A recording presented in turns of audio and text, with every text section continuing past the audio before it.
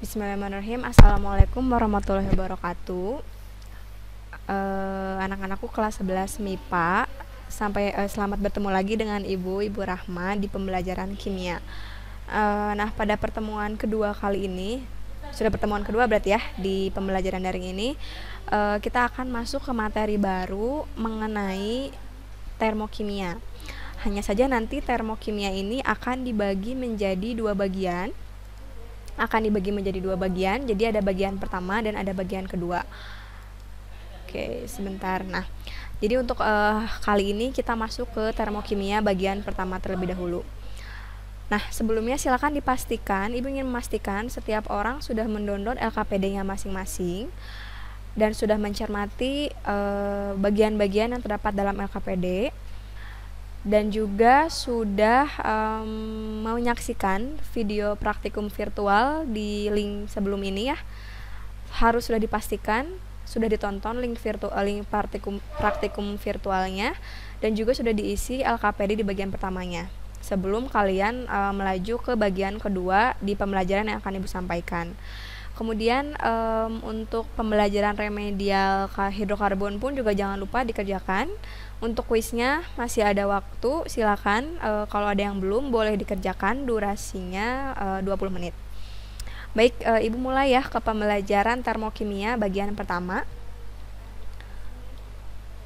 Nah, seperti yang telah kita bahas ya tadi di praktikum virtual, sedikit Ibu bahas mengenai istilah termokimia. Jadi kita akan belajar apa sih di termokimia ini? Jadi pada prinsipnya termokimia ini adalah ilmu yang mempelajari tentang energi yang terlibat dalam reaksi kimia, baik itu perubahannya dalam bentuk kalor ataupun dalam perubahan suhu. Nah, jadi dari istilahnya juga sudah bisa terlihat ya, termo dan kimia. Berarti termo itu kan biasanya berhubungan dengan suhu atau panas atau energi, dan kimia itu berhubungan dengan reaksi kimia. Jadi tidak dipungkiri bahwa setiap reaksi kimia itu pasti melibatkan suatu energi, entahkah itu menyerap ataupun melepaskan energi. Nah, istilah menyerap dan melepaskan energi nanti kita akan bahas kemudian. Baik. Selanjutnya, nah bisa dilihat di LKPD bagian 2. Silakan nanti sambil diperhatikan ya di LKPD-nya. Di sana Ibu membahas mengenai energi ya, tentu saja karena ini mengenai pembelajaran mengenai termokimia yang berkaitan dengan energi yang terlibat dalam reaksi kimia, otomatis kita akan membahas terlebih dahulu mengenai energi. Ada yang tahu apa itu energi?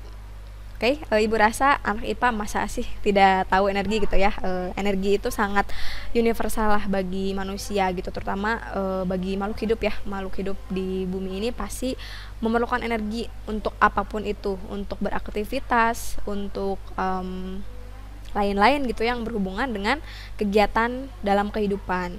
Adapun juga energi itu, Ibu ingin bertanya apakah energi itu bisa diciptakan? Ayo, coba diingat-ingat lagi pemahaman IPA-nya. Energi itu bisa diciptakan atau tidak? Kemudian apakah energi itu bisa habis atau tidak? Coba direnungkan dalam pemikiran kalian masing-masing ya. Jadi, sesuai dengan hukum kekekalan energi, menyatakan bahwa energi itu tidak dapat diciptakan dan tidak dapat dimusnahkan juga. Tetapi energi itu dapat diubah dari satu bentuk ke bentuk yang lain.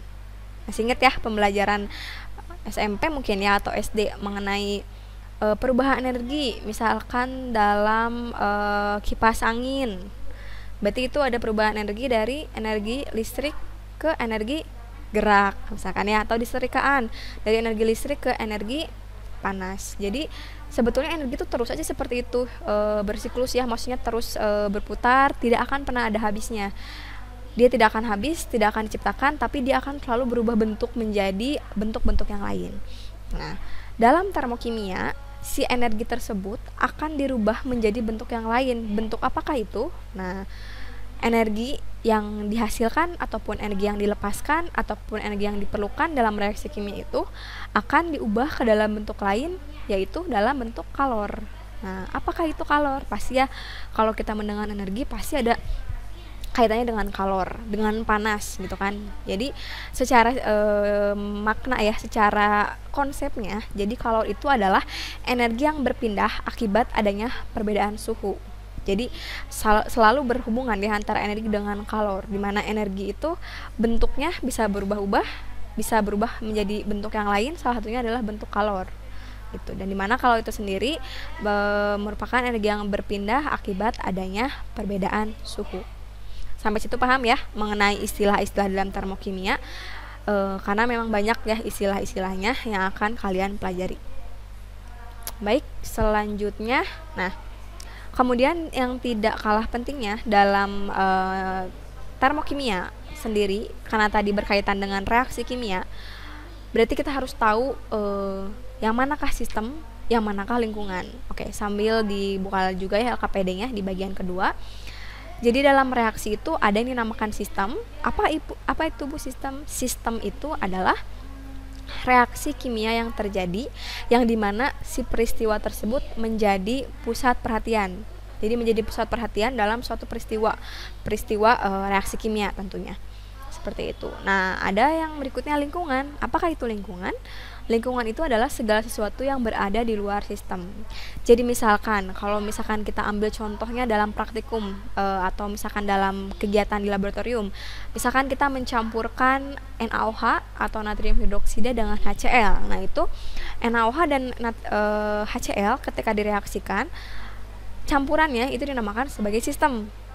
Gitu ya. Aduh, terbayang tidak? Nanti Ibu coba cek ke slide selanjutnya ya. Itu adalah sistem.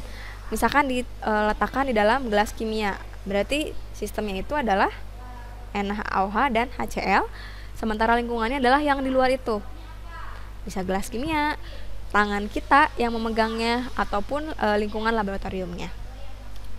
Nah, ini Ibu berikan contoh. Misalkan di sini ada sistem, suatu sistem ya, misalkan yang warna biru di sini adalah sistem. Jadi ini adalah pencampuran atau suatu reaksi kimia. Di sini terjadi yang warna biru ada 3 jenis, ada 3 tempat, yang dimana masing-masing ini memiliki jenis yang berbeda-beda. Nah, untuk yang pertama dinamakan sebagai sistem yang terbuka. Kenapa sistem terbuka? Ya, selain di sini, ya Bu, karena di sini tidak ada penutupnya. Ini kan ada penutupnya, ini tidak ada, berarti dia terbuka. Oke, betul, sampai situ pemahamannya melihat dari visualnya. Nah, ya, oke lah ya, secara visualnya seperti itu. Oke, logis juga gitu ya. Nah, tapi kalau misalkan secara lebih mendetailnya, kenapa dia dinamakan sebagai sistem terbuka? Misalkan Ibu ambil contoh dalam tabung reaksi ini terdapat reaksi kimia atau pencampuran zat kimia. Misalkan kalau tadi kan di praktikum virtual itu ada HCl dan Mg dan beta Mg, kemudian ada tabung keduanya ada air dan urea. Nah, misalkan di sini Ibu contohkan di dalam tabung reaksi ini terdapat NaOH,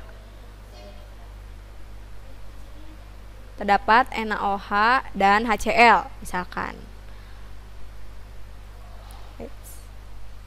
Nah, berarti yang menjadi sistemnya di sini adalah NaOH dan HCl. Sehingga yang menjadi lingkungannya di sini adalah tabung. Nah, tabung ini bisa dikatakan sebagai lingkungan karena dia tidak terlibat dalam reaksi. Yang terlibat dalam reaksinya itu adalah NaOH dan HCl-nya. Jadi ini sebagai sistem. Dan ini yang di luar ini sebagai lingkungan. Itu ya pemahaman mengenai sistem dan lingkungan. Nah, sekarang balik lagi, kenapa ini dinamakan sebagai sistem terbuka? Selain karena memang tidak ada penutupnya juga ya, maksudnya itu secara visualnya yang tadi Bu katakan. Jadi di sini itu kira-kira menurut kalian memungkinkan nggak terjadinya perpindahan zat? Kira-kira dengan kondisi yang terbuka seperti ini? Mungkin ya? Entahkah nanti Ibu akan menambahkan suatu zat lagi, entahkah zat yang di sini akan keluar gitu kan ibaratnya. Jadi dinamakan sistem terbuka itu karena di sini akan masih memungkinkan terjadi perpindahan. Satu adalah perpindahan zat atau perpindahan materi. Di sini masih memungkinkan terjadinya perpindahan materi seperti itu karena dia sistemnya terbuka. Jadi antara lingkungan dan sistem itu masih memungkinkan adanya interaksi yang lebih langsung gitu ya, karena dia terbuka. Nah, kira-kira selain materinya yang berpindah gitu, kemungkinan materi yang berpindah, apalagi yang berpindah? Kalau kita berbicara mengenai energi termokimia dan ya reaksi kimia, kira-kira apa? Yang paling penting adalah, nah misalkan di sini, misalkan ya reaksi NaOH dan HCl itu ternyata menghasilkan panas. Apakah terasa oleh tangan kita ketika memegang tabung ini? Ya, pasti terasa karena di sini langsung gitu ya. Berarti di sini selain ada perpindahan materi, selain masih memungkinkannya terdapat perpindahan materi, berarti yang kedua memungkinkannya perpindahan suhu. Ya, betul ya, karena dia terbuka, materinya masih bisa berpindah, suhunya pun juga masih terasa, ibaratnya gitu ya, karena dia terbuka. Gitu, jadi masih ada perpindahan suhu. Nah, berbeda lagi ketika kita di sini punya sistem yang kedua. Jenis sistem yang kedua adalah sistem tertutup. Bu, ada penutupnya, makanya sistem tertutup. Ya, oke, itu secara visual memang betul gitu ya, tidak salah. Jadi misalkan contohnya dengan contoh yang sama, misalkan di sini ada NaOH ditambah dengan HCl. Nah, balik lagi berarti ini sebagai sistemnya ya, sebagai sistem, dan ini di lingkungan luarnya sebagai lingkungan. Nah, kira-kira di sini yang masih memungkinkan itu perpindahan apa ya? Kalau materi mungkin tidak berpindah dari sistem tertutup. Ya, otomatis ya karena dia tertutup, berarti materi masih tidak mungkin gitu ya untuk bisa berpindah kecuali kalau dibuka penutupnya, seperti itu. Jadi kalau di sistem terbuka materi masih ada kemungkinan untuk berpindah, suhu pun masih berpindah. Nah, kalau di sistem tertutup materi itu tidak akan berpindah, tidak akan terjadi perpindahan materi. Tapi kalau untuk suhu kira-kira gimana? Masih bisa berpindah?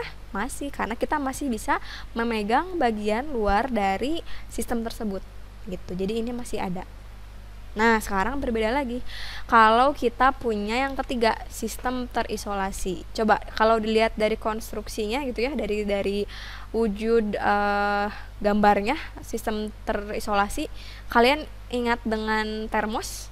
Iya, jadi ini memang kurang lebih sama seperti konstruksi dari termos gitu. Jadi kan kalau di termos itu ada bagian yang kosong ya, bagian rongga antara biasanya kalau termos itu dalamnya aluminium atau mungkin ada juga yang masih menggunakan kaca ya. Jadi bagian dalamnya untuk menjaga suhu, entahkah dia ingin air panas atau ingin air dingin gitu, selalu panas atau selalu dingin, dia akan awet.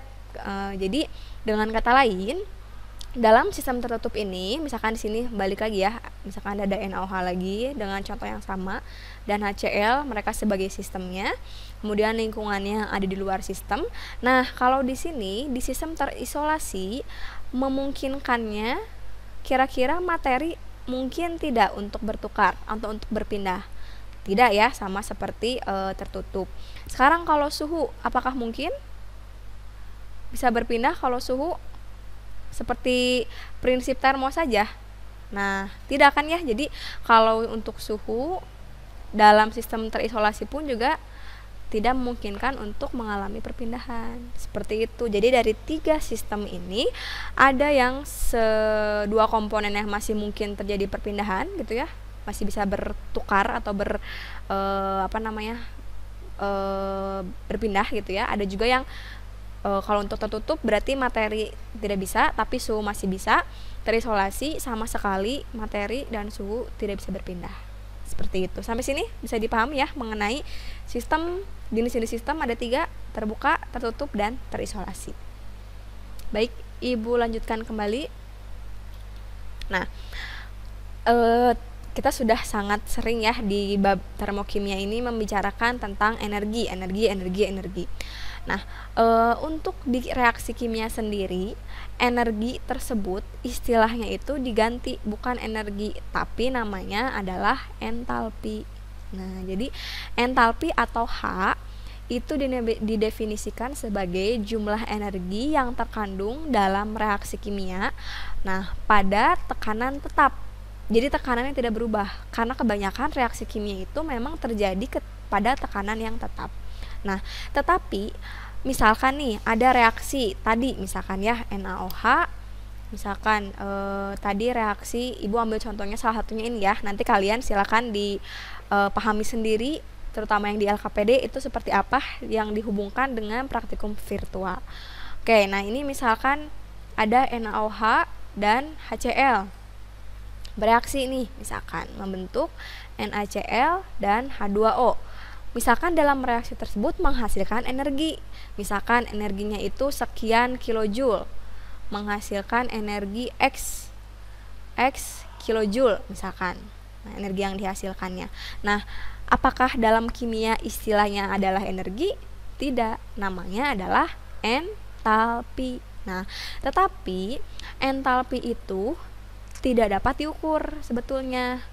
Jadi tidak ada yang bisa memprediksi dalam reaksi kimia apapun gitu ya, tidak bisa terprediksi gitu berapa sih energi yang terjadi, berapa sih energi dalam reaksi tersebut pasnya gitu, pastinya berapa, itu tidak ada yang bisa memprediksi karena memang tidak dapat diukur seperti itu energi tersebut. Nah, tetapi perubahannya itu baru dapat ditentukan.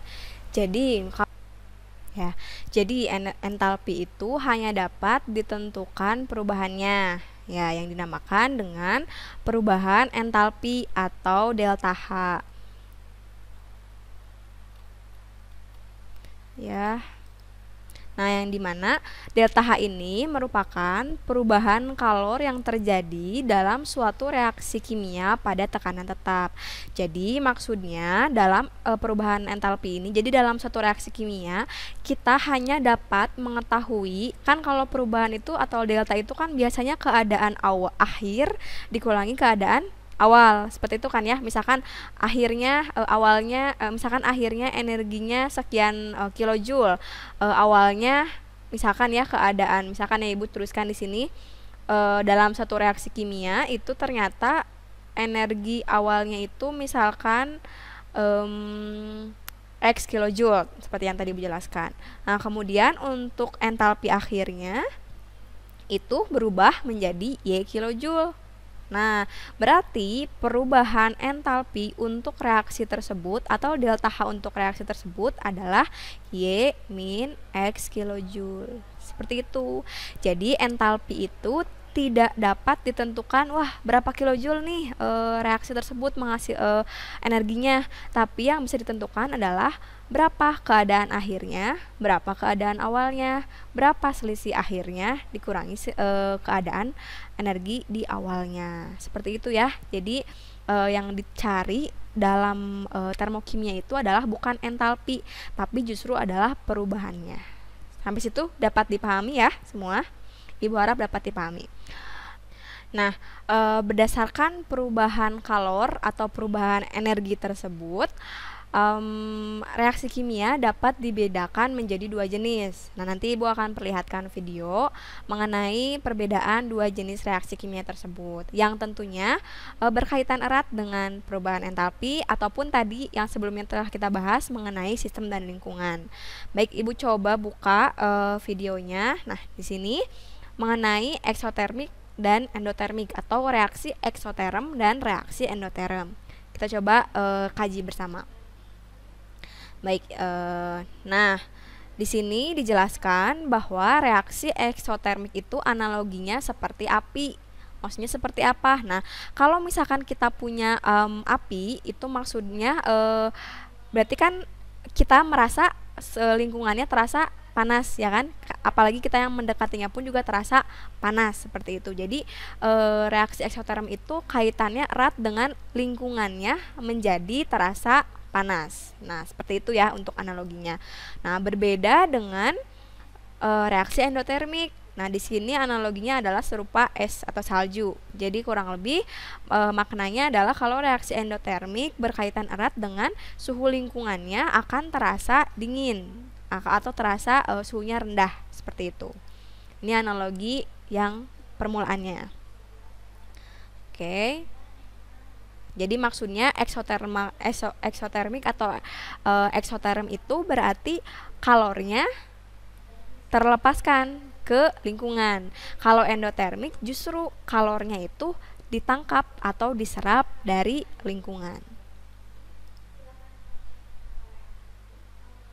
Baik, nah Ibu lanjutkan. Nah, kemudian di sini ada pemaparan mengenai api itu sendiri ya. Jadi ini analogi masih mengenai eksoterm. Nah, untuk reaksi eksoterm, beberapa penerapannya atau beberapa contoh fenomenanya adalah reaksi antara asam dan basa. Nah, itu biasanya dia akan menghasilkan energi panas, artinya lingkungannya akan terasa panas, seperti itu. Contohnya pereaksian antara asam dan basa. Kemudian ada juga mengenai air dan kalsium oksida. Nah, yang paling dekat dengan kehidupan kita sehari-hari adalah mengenai pernapasan atau respirasi. Nah, jadi ketika kita bernapas, itu merupakan termasuk ke dalam reaksi eksoterm. Seperti itu. Nah, di sini ada contoh reaksi percobaan reaksi eksoterm. Jadi di sini ada zat yang dicampurkan, di mana zat tersebut adalah hidroklorik acid atau asam klorida yang dicampurkan dengan natrium hidroksida. Nah, sama seperti yang kalian saksikan pada praktikum virtual. Jadi di sana ada suhu awal. Nah, suhu awal si asam klorida ini adalah di titik ini ya, kurang lebih termometernya menunjukkan di sini. Nah, nanti ketika dicampurkan dengan sodium hidroksida atau dengan natrium hidroksida, itu berarti nanti dia mengalami reaksi. Nah, nanti akan ada suhunya. Seperti apa? Coba kita lihat. Nah, berubah suhunya menjadi lebih tinggi.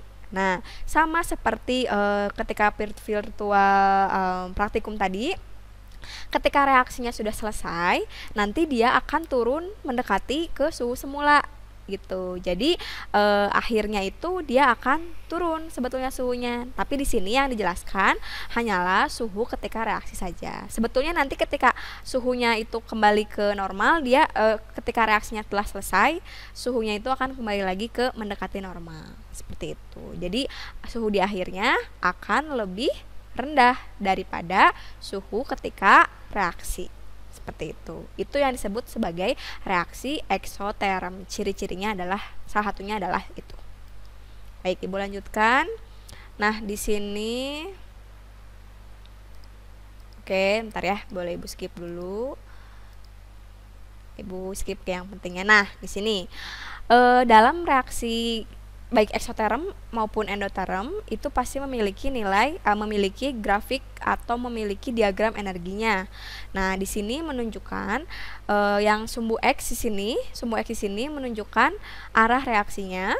Kemudian yang sumbu Y di sini menunjukkan berapa besar energinya. Nah, kembali lagi seperti Ibu sebutkan tadi bahwa energi atau entalpi dalam satu reaksi kimia itu tidak dapat diukur gitu ya, berapanya. Yang dapat dilihat adalah keadaan awal. Jadi ini yang Ibu kasih kursor di sini, dia adalah keadaan awal.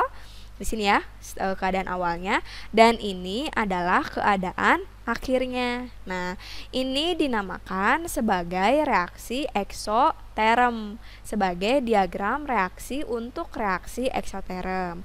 Seperti yang tadi kalian saksikan pada pengukuran menggunakan termometer, ketika reaksi suhunya tinggi kan ya. Nah, nanti sebetulnya setelah reaksi selesai, suhunya akan kembali mendekati semula. Sama seperti yang terjadi pada praktikum virtual yang telah kalian saksikan. Jadi keadaan awalnya dia lebih tinggi, keadaan akhirnya dia lebih rendah. Itulah yang dinamakan sebagai reaksi eksoterm. Seperti itu. Oke, Ibu lanjutkan. Nah, jadi seperti itu ya. Nah, nanti ini kalian akan ada activation energi, ada energi release. Nah, activation energi nanti kita akan pelajari di bab setelah ini ya. Setelah termokimia kita akan pelajari apa itu maksudnya energi aktivasi. Nah, ini energi release. Jadi energi yang dihasilkan. Nah, kenapa dihasilkan? Karena tadi awalnya kan besar ya energinya, bisa kita anggap lebih tinggi, itu besar. Setelah bereaksi energinya menjadi lebih rendah. Artinya energi itu dilepaskan pada reaksi eksoterm. Sampai sini bisa dipahami ya. Jadi reaksi eksoterm itu energi pada awalnya, pada keadaan awal, lebih besar daripada keadaan akhir, yang artinya energi tersebut dilepaskan, atau perubahannya berarti kalor dilepaskan. Jadi pada reaksi eksoterm itu terjadi pelepasan kalor, seperti itu. Baik, Ibu lanjutkan kembali videonya sambil kita maknai bersama ya. Nah, sekarang kita berpindah ke reaksi endoterm. Sebetulnya dia kebalikannya, sudah pasti ya, kebalikannya dari reaksi eksoterm. Nah, di sini kita coba melihat, nah tadi ya analoginya mengenai salju atau es tadi. Jadi justru dari lingkungannya itu akan merasakan dingin. Kalau misalkan reaksi endoterm, analoginya. Seperti itu. Lalu, nah, sebentar, ini untuk percobaannya. Nah, seperti ini. Nah, justru di reaksi endoterm itu, nah, suhunya ketika terjadi reaksi, dia mengalami penurunan suhunya ketika terjadi reaksi.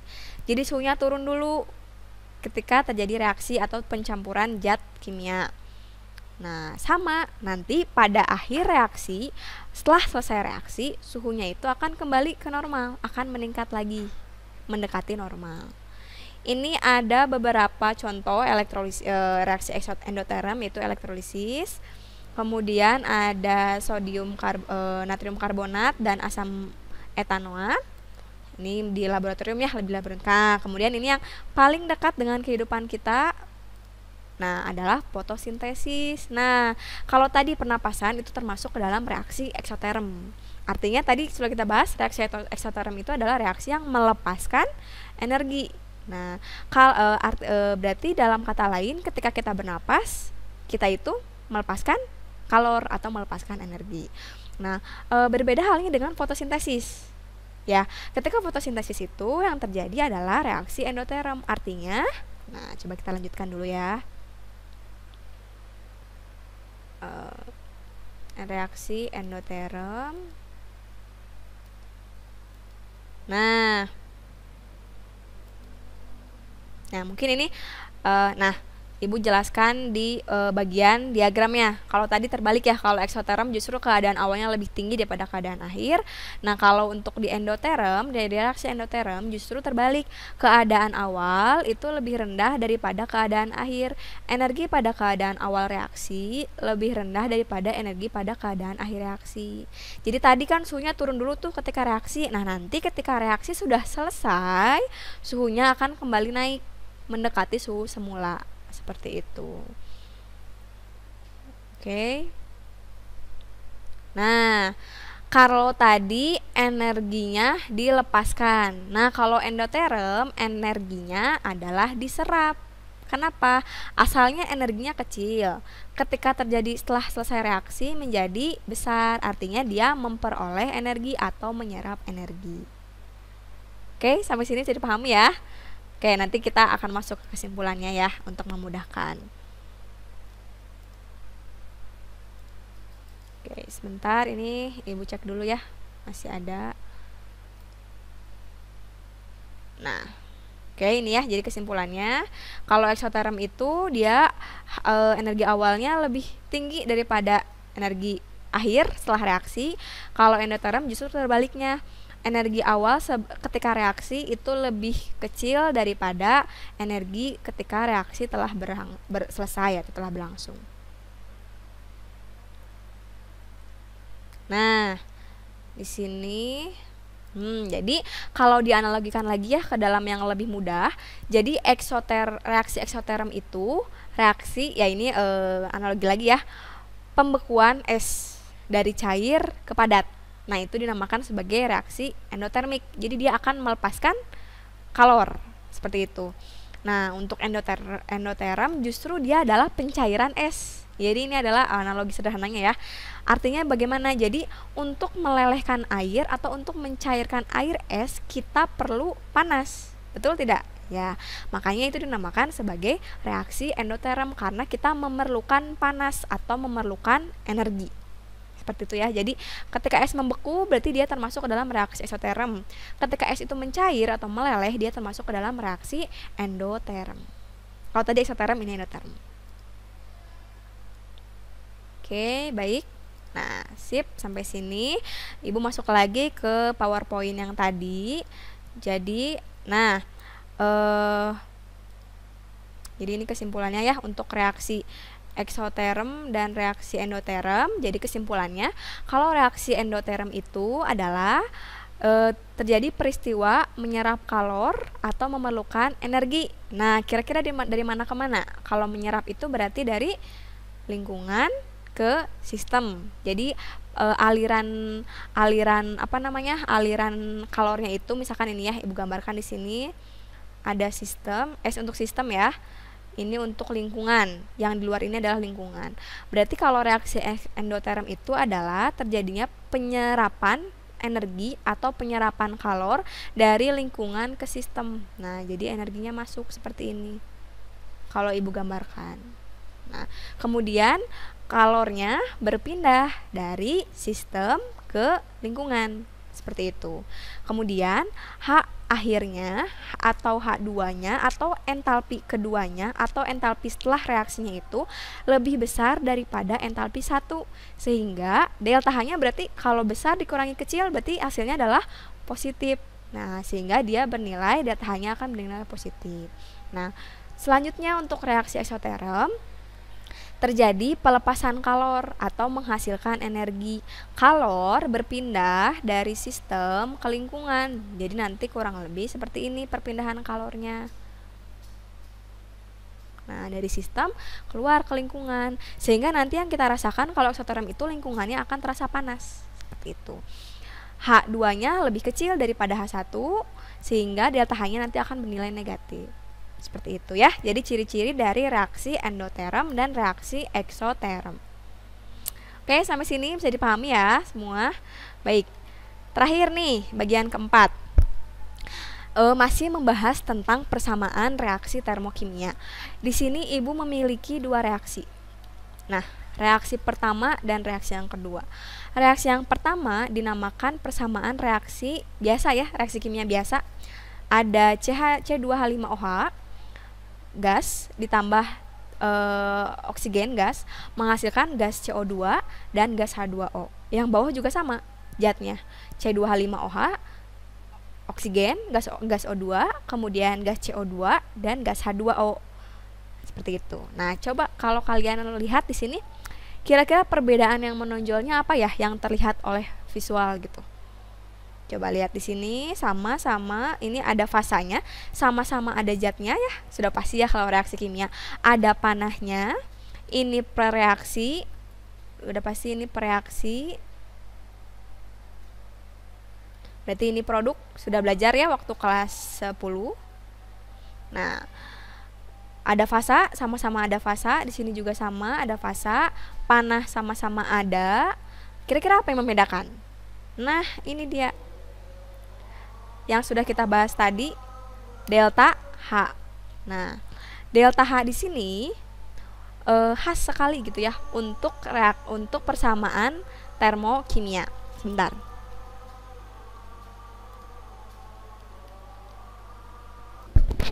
Nah ya, jadi yang membedakan antara reaksi persamaan reaksi biasa dengan persamaan reaksi termokimia adalah adanya nilai delta H. Seperti itu ya pada dua contoh di sini. Oke, Ibu lanjutkan. Nah, di sini ya, ini yang dinamakan sebagai persamaan termokimia. Jadi, nah, yang hal-hal pentingnya selain ada reaksi, ada produk, ada fasa, seperti itu ya. Yang paling penting adalah adanya perubahan entalpi. Nih yang tadi Ibu lingkari di awal juga ya. Nah, itu. Nah, kemudian yang tidak kalah pentingnya adalah koefisien ini menunjukkan jumlah mol. Nah, sehingga konsekuensinya artinya pada reaksi ini kan koefisiennya 1 ya. Kalau tidak ada itu artinya 1 di sini. Artinya, kalau kita baca 1 mol gas C2H5OH bereaksi dengan 3 mol gas O2. Jadi ini gas C2 H5OH bereaksi dengan 3 mol gas oksigen. Bereaksi dengan gas oksigen menghasilkan 2 mol gas CO2 dan 3, ini 3 ya. Karena di sini 3. Jadi 2, ini 3. 3 mol gas H2O.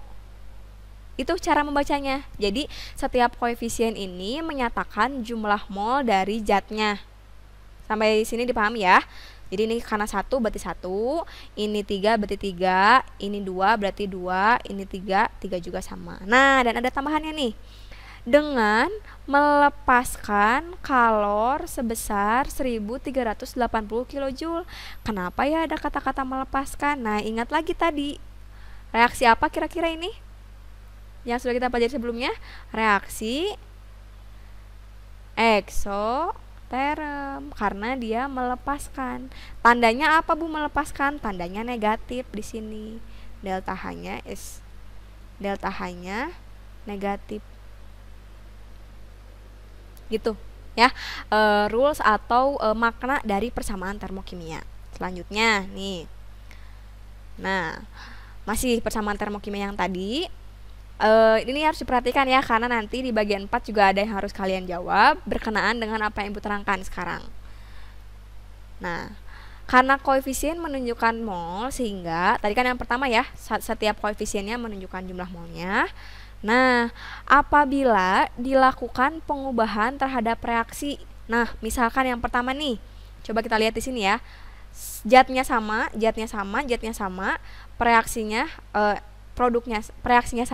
reaksinya sama semua ya. Kemudian produknya juga sama. Tapi yang berbeda, tapi di sini ada perbedaan delta H. Nah, nih beda ya. Walaupun zatnya sama. Nah, ini diakibatkan karena adanya pengubahan terhadap reaksi. Nah, apa saja yang dirubah? Coba kita lihat untuk yang pertama ya. Nah, untuk yang pertama di sini, coba ini kan asalnya koefisiennya 1. Diubah menjadi 2, 3, 6, 2 jadi 4, 3 jadi 6. Nah, berarti reaksi yang pertama ini dilakukan pengubahannya berupa dikalikan 2. Semuanya dikalikan 2. Sehingga akan otomatis untuk delta H-nya pun, delta H awal dikalikan 2. Seperti itu. Jadi makanya berbeda daripada delta H yang awal. Walaupun sama, reaksinya sama, produknya sama, tapi karena diubah, karena dikalikan 2, maka delta H-nya pun juga sama dikalikan 2. Nah, sekarang lanjut ke yang reaksi kedua. Setengah, 3,5, 1, 3,5. Coba kita lihat ke sini. Berarti ini dibagi 2. Nah, berarti reaksi yang kedua, pengubahan kedua itu adalah dibagi 2. Alhasil, delta H-nya pun sama, dibagi 2. Nah, baik yang pertama ataupun yang kedua hanya dikali dan dibagi saja, jadi tandanya tetap minus sama. Awal minus, minus, minus. Nah, sekarang coba kita lihat ke reaksi pengubahan yang ketiga. Nah, kalau ini keadaannya adalah dibalik. Coba perhatikan. CO2 asalnya posisinya di kanan ya, yang ini di kanan. Di yang ketiga, di pengubahan ketiga ini jadi di kiri. H2O di kanan jadi di kiri. C2H5OH asalnya di kiri jadi di kanan. O2 jadi di kanan. Dengan koefisiennya pun tetap sama. Nah, kalau ini artinya berarti reaksinya adalah dibalik. Kalau dibalik, otomatis nanti delta H-nya akan berubah, asalnya negatif menjadi positif. Begitu ya. Jadi ada beberapa, kalau dikali berarti delta H-nya pun dikali. Kalau dibagi berarti delta H-nya pun dibagi. Kalau dibalik berarti delta H-nya pun dibalik tandanya. Seperti itu ya dalam persamaan termokimia, hal-hal penting dalam persamaan termokimia. Nah, silakan dikerjakan di bagian LKPD-nya. Kurang lebih setipe seperti yang Ibu jelaskan. Coba dikerjakan. Kalau masih bingung silakan diputar ulang video ini dan kalian pahami. Baik, sampai sini untuk pertemuan termokimia yang pertama. Semoga bisa dipahami ya, karena memang ini materinya lumayan sukar gitu ya dibanding dengan materi-materi lain, tapi Ibu yakin kalau misalkan kalian sungguh-sungguh belajarnya, sungguh-sungguh memahaminya, kalian pasti akan mampu ya menjalaninya dan memahaminya. Kalau misalkan ada yang masih bingung, boleh diputar lagi videonya, ataupun masih tetap bingung, boleh langsung tanya ke Ibu saja di PC Edmodo ataupun di WhatsApp. Nah, sekian yang dapat Ibu sampaikan hari ini, semoga bermanfaat. Sampai bertemu lagi di pertemuan ketiga dengan materi masih termokimia bagian kedua. Jangan lupa LKPD-nya dikerjakan, diperhatikan lagi deadline pengumpulannya kapan, dan jangan lupa yang belum mengerjakan kuis, Ibu ingatkan sekali lagi, silakan dikerjakan, waktunya masih panjang sampai malam ini ya, sampai malam ini silakan dikerjakan. Tetap semangat, tetap sehat, tetap jangan padam ya semangat untuk belajarnya walaupun dari rumah. Sekian, assalamualaikum warahmatullahi wabarakatuh.